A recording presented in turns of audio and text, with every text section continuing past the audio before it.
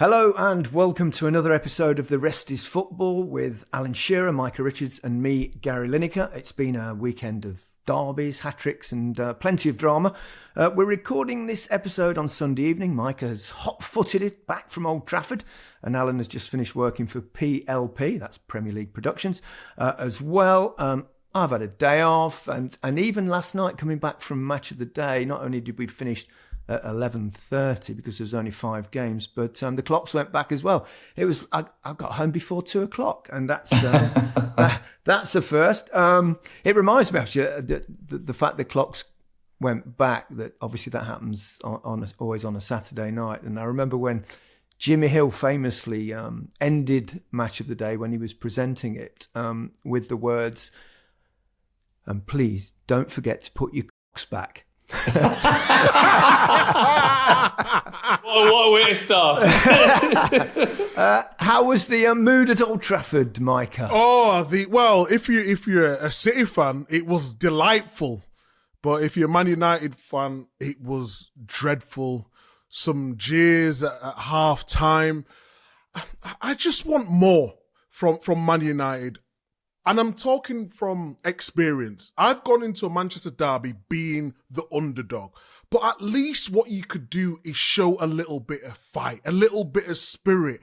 But this team at this moment in time, they just look miles and miles away from anything. Do you think it was a lack of spirit though, or more a lack of ability? I was looking at it and thinking in the second half actually that how many players from Manchester United not would get into Manchester City's team, but into Manchester City's, say, squad of 20? Who would you'd probably take? Rashford, maybe Bruno Fernandes. I'm sure Pep would do wonders with him.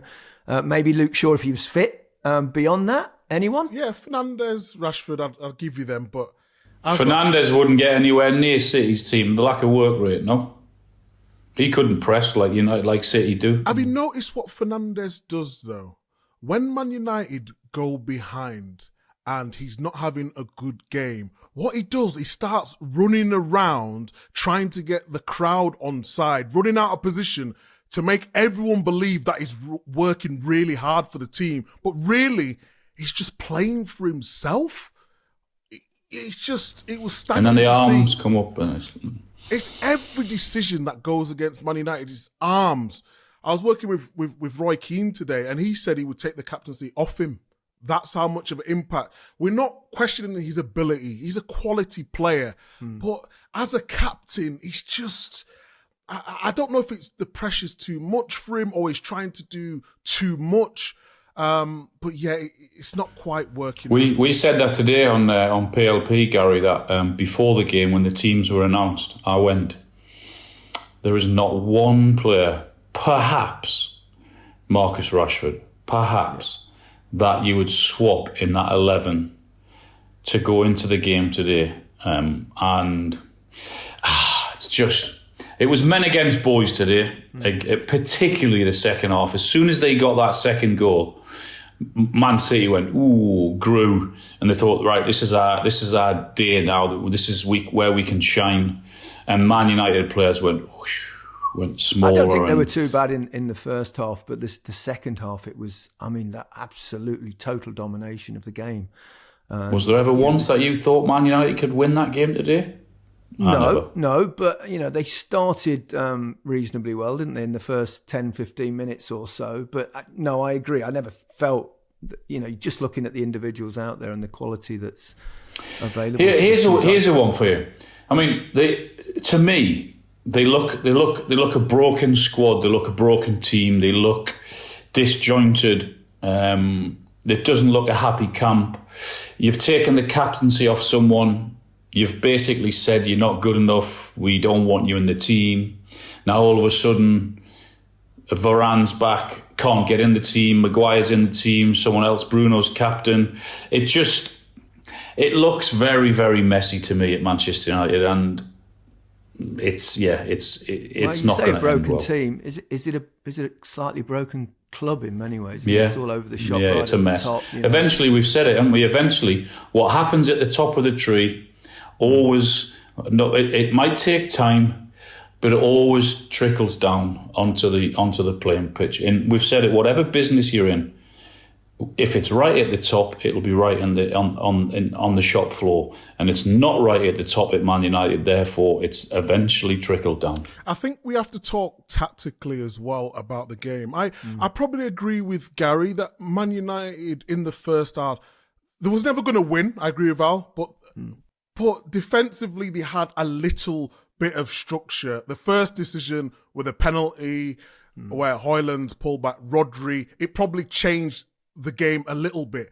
And then we look at them, it brought off Amrabat, who was not having a great game, but at least he had a little bit of structure. They brought on Mount, then put McTominay further back. When Man United was trying to press, McTominay was a trigger in trying to get the ball back, and they got into some sort of defensive shape. Mount came into the game. He sort of started in the number 10, trying to nullify the threat of City, but he was almost like he was chasing shadows a little bit. If anyone should have come off in that first half, it should have been Eriksen. I love Eriksen as a player. He's been a Premier League top footballer, but it's almost like he couldn't get around the pitch. And I just thought in the second half, Man City just exploited that. Stones was absolutely on fire from centre-half going into midfield. The rotation with Rodri, then he would drop into the centre-back. They had that stability with Kyle Walker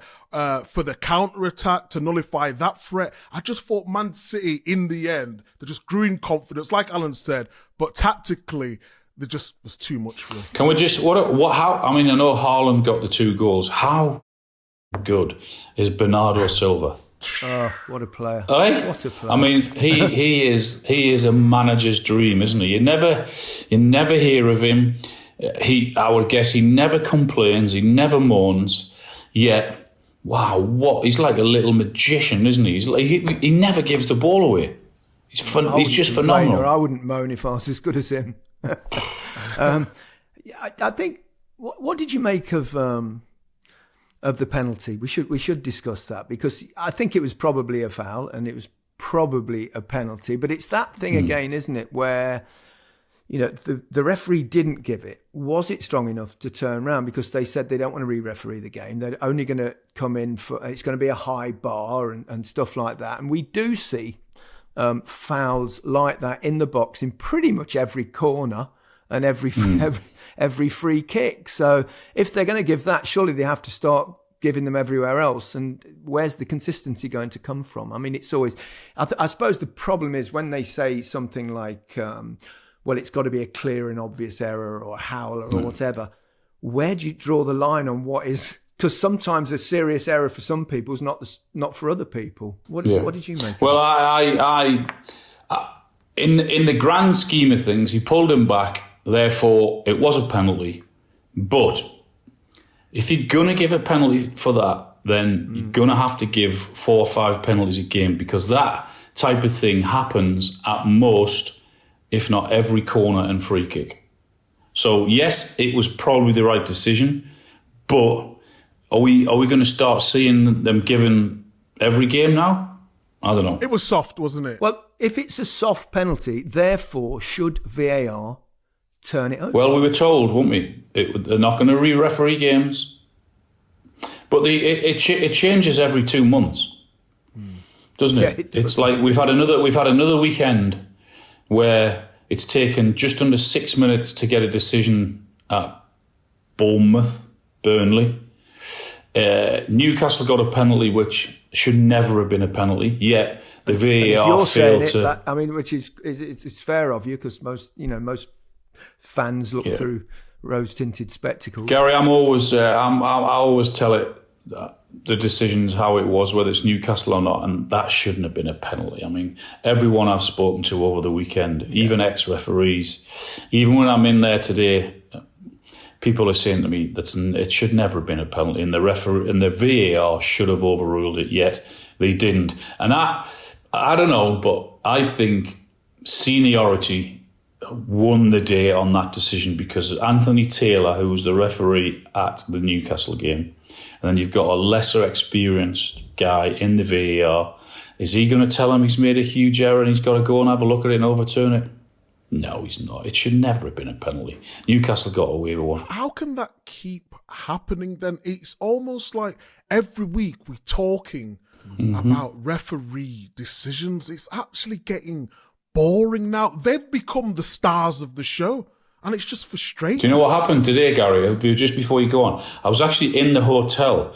So I got to London last night into my hotel after we drove down from Match of the Day, and I got in, I don't know, 2:30, something like 2:00.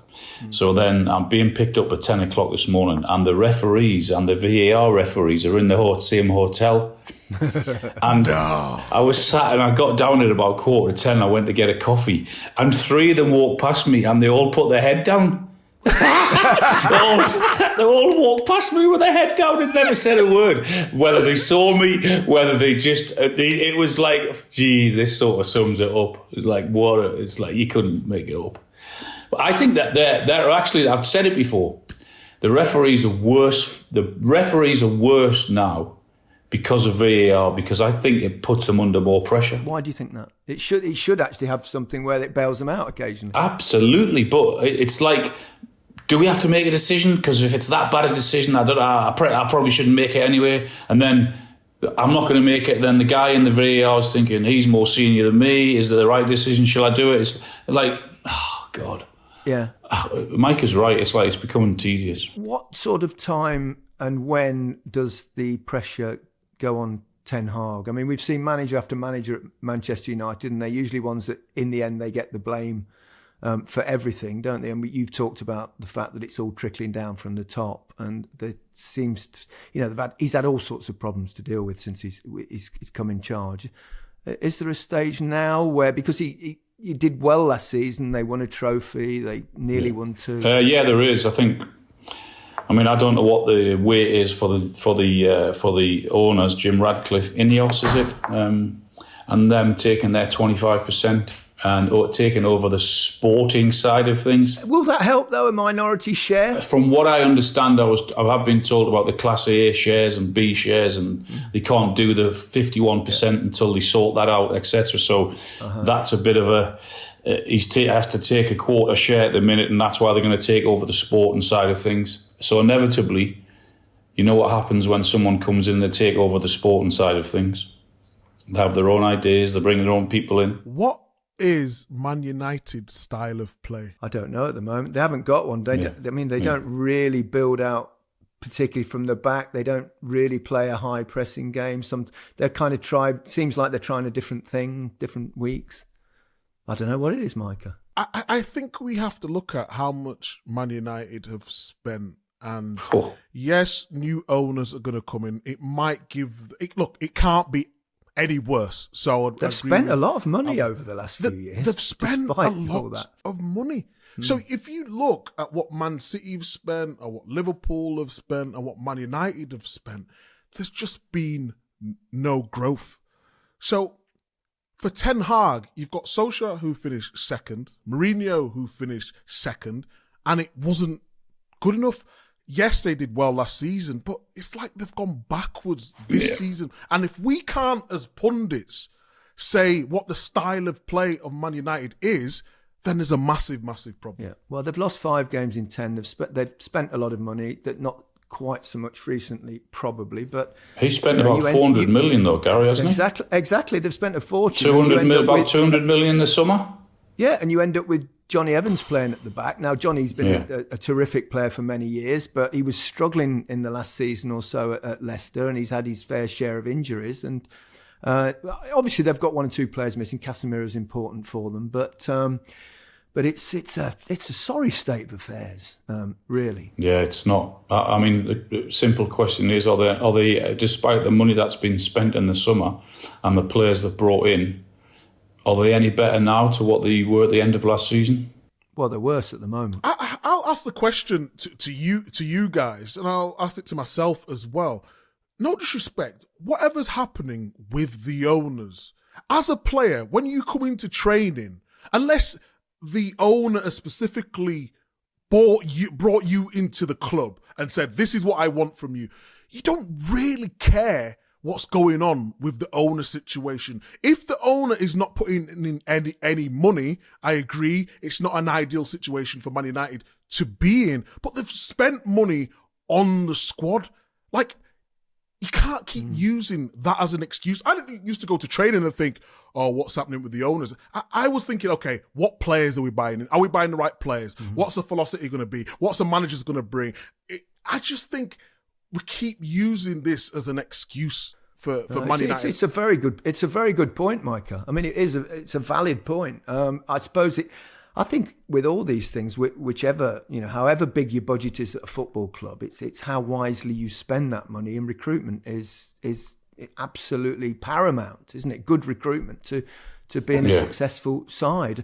And also, when you're not quite sure of a style that you want to play in, then you can't bring in the players to fit in a style that you've not yet worked out what it is.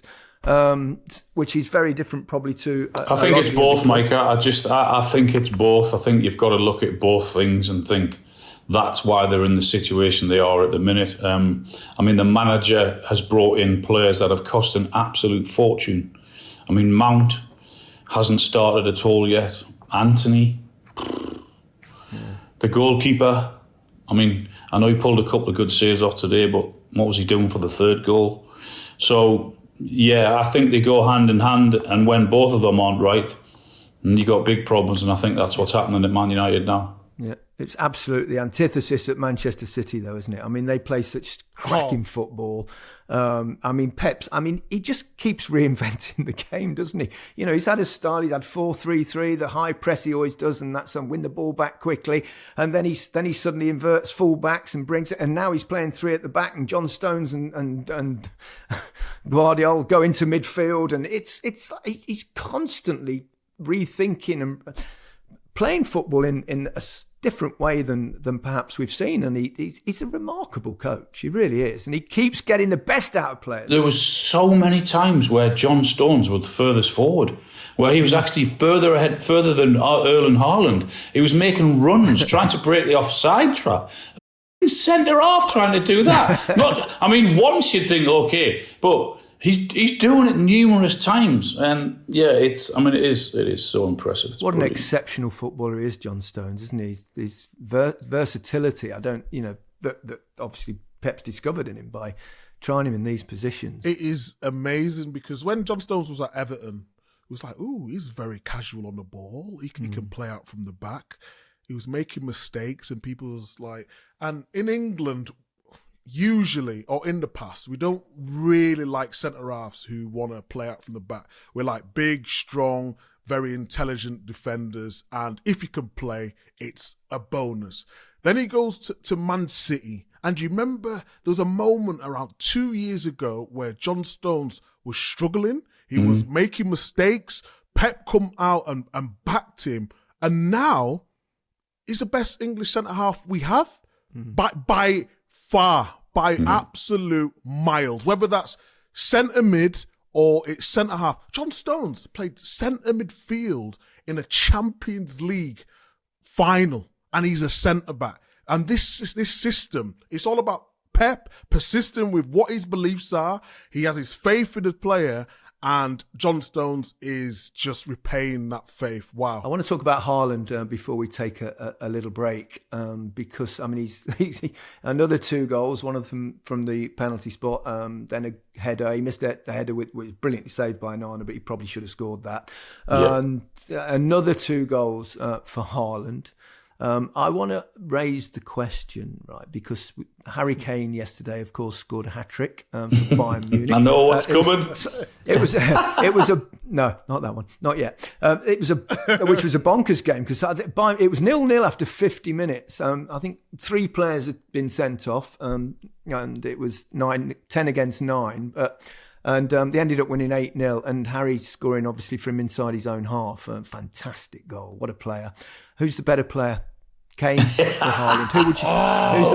Who's the better striker? Oh, God, it's a tough one, isn't it? Because they've got different strengths. Obviously, Harry's got more all-round game, hasn't he? Yeah, Harry will come deeper, yeah. I'll leave this to the two strikers. You two could battle this one out. Oh, Harry will come deeper and do that better than, and his link-up play will be better than Haaland's. His passing's better than Haaland, but Haaland's a lot quicker. Haaland's quicker, yeah. And he's more of a box player. They could actually play together, you know. Oh yeah, absolutely. They could play together. Yeah. Can we give the answer after the break? Yeah, have a little thought. It'll still be just as difficult and difficult. It will be. You're right. Yeah, it will be just the same. I'm just trying to fudge it. Okay, have another glass of red wine, Alan, and we'll get the verdict after the break.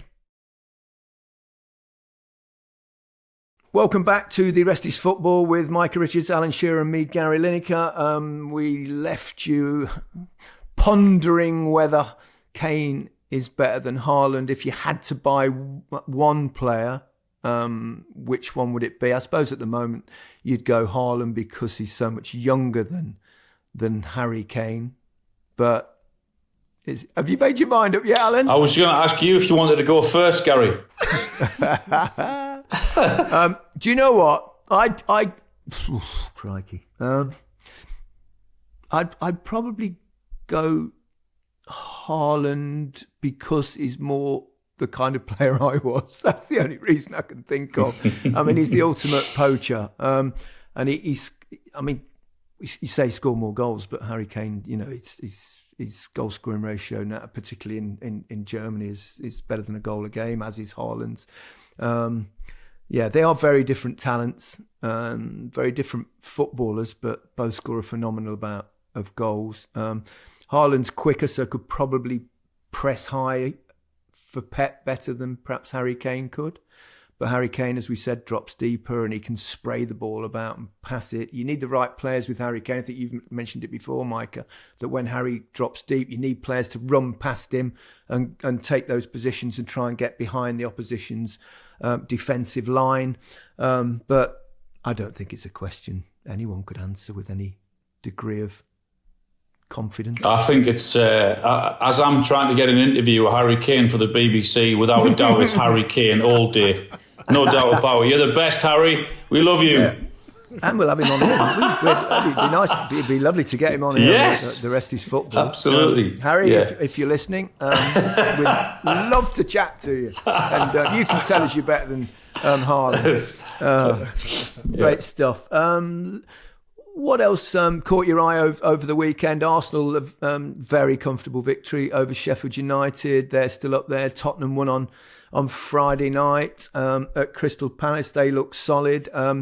We've got, and Liverpool again won today. A comfortable victory for them. We're not going to get Villa impressive. Villa, and they're playing so well under Unai Emery. We're going to get 4-5 team title race, or is City just going to start steamrolling everyone and just run away with it again?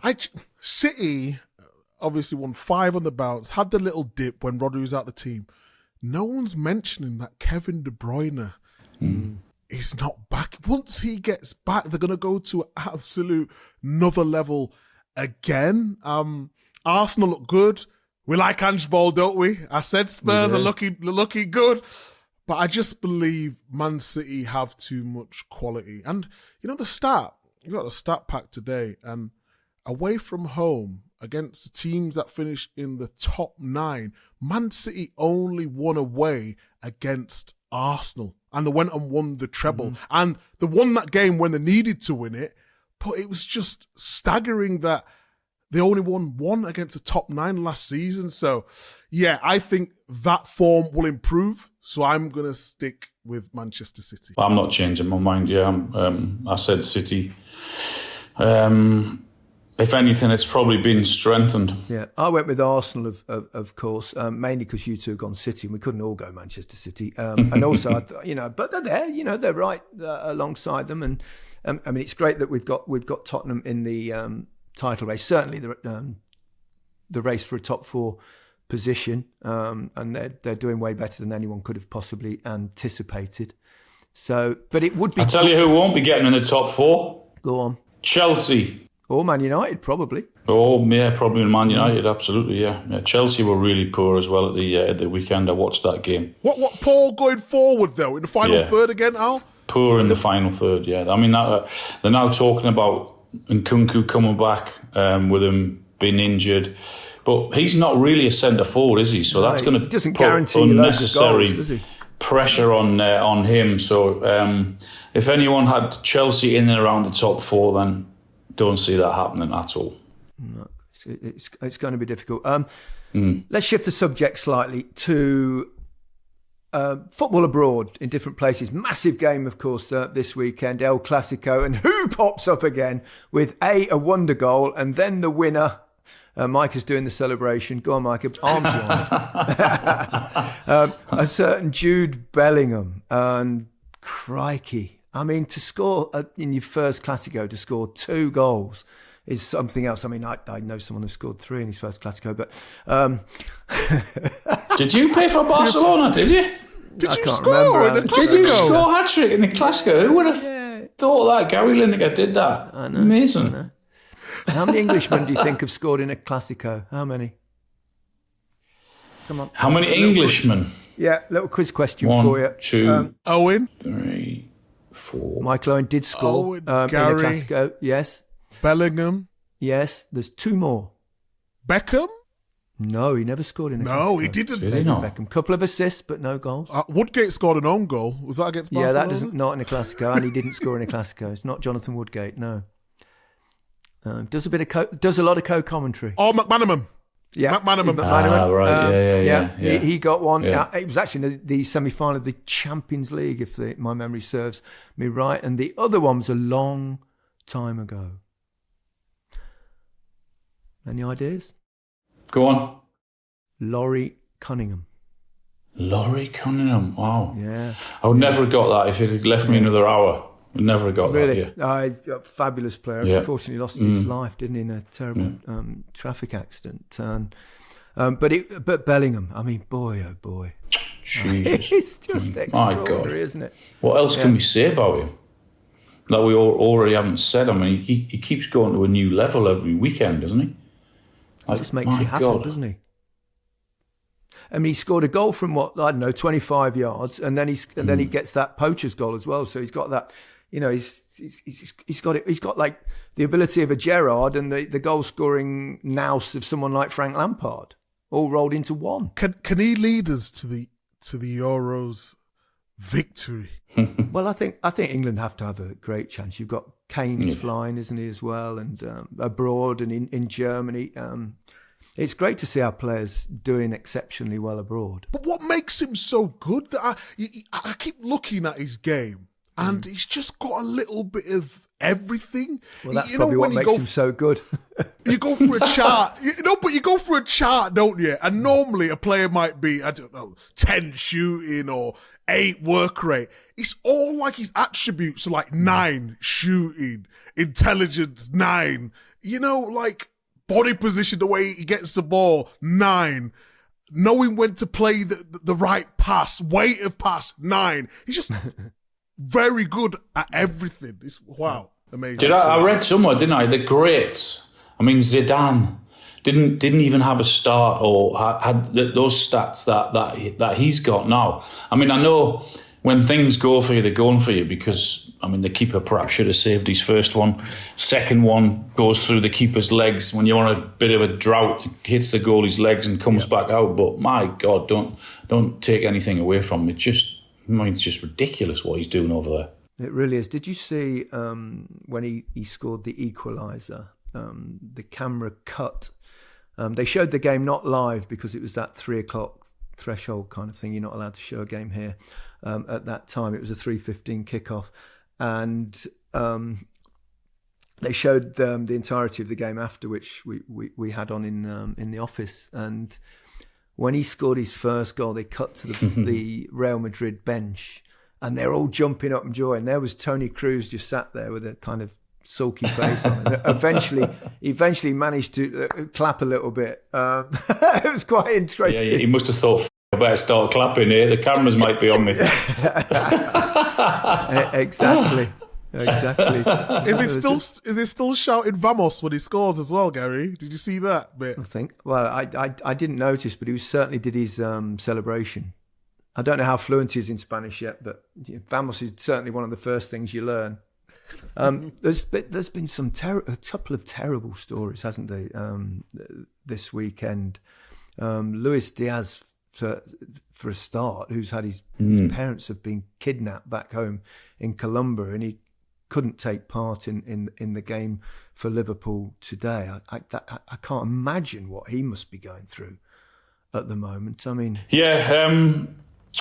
I think the latest that I heard anyway, that his mum thankfully had been rescued, but unfortunately his father was still missing. So goodness me, I mean, we send our best wishes there and hope for the best outcome. Yeah, it reminds me of I think it was '94 World Cup in America, wasn't it? With Escobar scored an own goal, I think, against America, and he was shot. He got shot back in Colombia. I mean, gosh, it's just crazy. I mean, we know we say football's important, and it is to a lot of people, but boy, oh boy. And the other thing, of course, was Olympique Lyon. The coach was attacked, I think, when it was going to Marseille, and Grosso, the coach, ended up in hospital with all sorts of horrific injuries.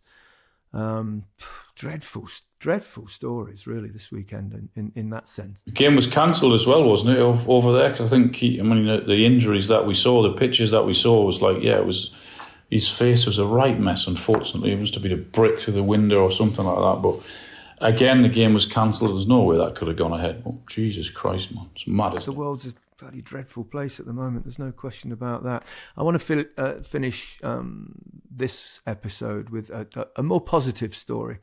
Have you been following at all Girona, or Girona as they're called in part of Catalonia? It's a tiny little town of less than 100,000 people, about 60 odd miles north of Barcelona, not far from Costa Brava. Before, it was really known as having one of the best restaurants in the world, El Celler de Can Roca, I think it's called. It's like 3 Michelin stars. Good knowledge. Twice been, well, I'm a bit of a foodie, and I think it's twice won the best restaurant in the world.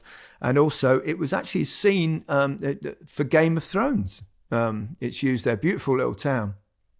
But it's a remarkable story. They're actually owned by City Group, which have Manchester City. I think they've got about 11 or 12 clubs at least, but it's not like they've pumped any money in. I mean, they lost most of the players, the best players, about 4 of them in the summer. They only spent 14 million euros, but one of those was a free transfer, and they got a 19-year-old Brazilian who looks amazing called Sabinho. I hope I've said it right. He's on loan. But it's mad. The ground holds about 14,000 people. It's got scaffolding stands and stuff like that. It's only the third, I think, the 3 seasons ever in the top flight. They only got promoted about, 16, 17 months ago. And they're joint top with Real Madrid and 3 points ahead of Barcelona. It's an amazing story. It really is. And they're co-owned by Pep Guardiola's brother. There's a great Really? noise for you. Yeah, whose name's... Oh, wow. I don't know how you say it, Pere or Per. Yeah. So... You said to me yesterday also, if they go and win La Liga, you're going to do match the day and you're undercrackers. I'm not sure I said that. I think you just made that up. I did, yeah. But whatever turns you on.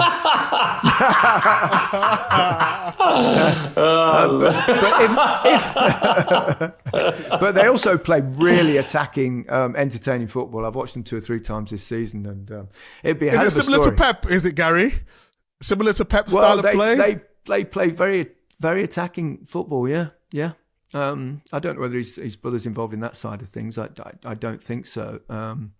They're coached by a guy called Michel, who's been absolutely amazing in terms. But he was a coach that had brought a couple of teams up. I think he was at Rayo Vallecano a few years ago, but then didn't quite happen in the top flight, and he got the sack. So he's been around a while. It would be a story that would, I don't know, it's not going to happen. Surely they can't go on to win the league against the giants that are there, just behind them, Real Madrid, Barcelona and Atletico.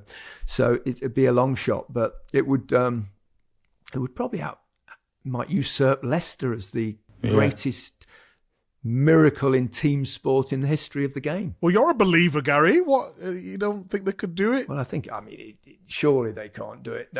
But it does remind me though of that Leicester thing, and that I've spoke about this before to you, that I still get like little goosebumps, a little bit emotional whenever I think about that miracle that especially when it's your own team that did it. And I remember sitting in the Match of the Day office when they presented the trophy, the Premier League trophy on the pitch, didn't they? And Claudio Ranieri was there, and what's the name of the Andrea Bocelli? And Andrea Bocelli was singing. I think it was Nessun Dorma, and I was a bit embarrassed really. I was we don't like crying in public, do we, blokes? But I was with tears in my eyes. It was just one of the best, and that was one that people often say to me, "What's the best? What's the best sporting moment of your life?" And I played a lot of games and a lot of victories and a lot of great moments, but nothing beats that night when, Leicester weren't even playing, of course, because it was Chelsea versus miracle. Tottenham. Yeah, and Tottenham had to win to stay in it, and Hazard equalised, bent that one in the top corner, and it was just joyous. And three of my lads support Leicester as well, and we were just hugging, and it was just incredible. And now we're flying high in the Championship as well. 13 wins from 14 games. What about that, Al? Another win, wasn't it? I think it was is it the best ever start or equal points ever to a team in the Championship? That's right. I think you have to go back to 1908. I think I read somewhere. Was it? Yeah. Wow. So, but yeah, it's quite fun in the Championship supporting team. At least you win a few you win a few more games. I was just about to say that. Yeah, after the misery of last season, and we get another defeat. All of a sudden, you're winning every game. It's a good feeling. Just before we move on, have you seen the Colleen documentary? I haven't yet. I hear it's very good. So obviously, Rooney is now the Birmingham City manager, and Vardy at Leicester. So I'm looking forward to that clash. I know Rooney's not started very well. When are they playing? When is the match? He better be soon, or Rooney might be sacked if he doesn't win a game soon. He's had 3 out of 3 defeats, hasn't he? Yeah, Wow, first yeah. Birmingham City manager God. apparently to lose his first 3 games in charge. But you know what it's like football. The fans have turned on him at the moment. But you string 4 or 5 wins on the bounce, and you're the hero again. But it was a tough act to follow, because they're about 6. Penny for John Eustace, isn't it? Penny for his thoughts now. Imagine what he's thinking, can't you? A bit like Gary O'Neill's with Wolves when he won at Bournemouth, that sort of thing. Yeah, Let's absolutely. moment of the week. It's got to be Harry Kane's goal from inside his own half, hasn't it? Yeah, it's amazing, eh? Yeah. Do you ever score a goal like that? No, never. No. Never. You know what? There's got to be a bit of planning and thought goes into that. You must think that someone's looked at that goalkeeper and thought he spends a bit of time off his line. He likes to push up, because he was looking all all of a game, sudden, apparently. He was eyeing him up. Yeah, I bet. Because he's probably thought, or one of the coaching team have told him that this guy likes to push up or squeeze up and come to the edge of his box. So just have a look. And they were winning the game anyway, weren't they? Pretty convincingly. So there's no harm in trying it. And what a goal! Oh, absolutely brilliant. Somebody said to me, "Have you ever scored a goal like that?" I went, "I've never been that far back."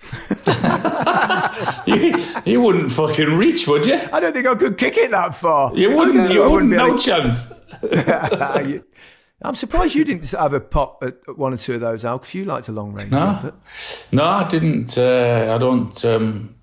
Can't recall anything like that. No, definitely not. I didn't score one like that. Micah's going to surprise us here and say he once scored from inside his own half. Oh, maybe an own goal, definitely not. I can assure you I didn't score from the halfway line, Gary. No, I thought that was probably the case. My moment of the week is not Harry Kane. Oh, mine's go on. A challenger. Go on. I'm going with, well, there's two really, but Nketiah, hat-trick. Yeah. After all the criticism he's been taking from the fans, from the media, saying he's not good enough, to take that chance. Jesus obviously injured in midweek, so I'm going to give it to Nketiah. And Wrighty was obviously really happy yesterday. Got the third goal of the three was an absolute belter, wasn't it? Belter. And I saw he dedicated the hat-trick to his aunt who passed away a few weeks ago, which I thought was a lovely touch. He seems a really lovely lad. So what a great way to finish. I'm off to Paris tomorrow for the Ballon d'Or. Oh, I've not won it, very I nice. hasten to add.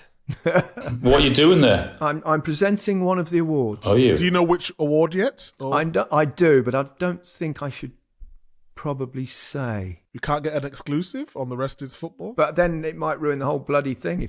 I don't think it's that much of a surprise if I tell you it's for the Golden Boot, so the top scorer in the leagues around last season. So I think you might work it out.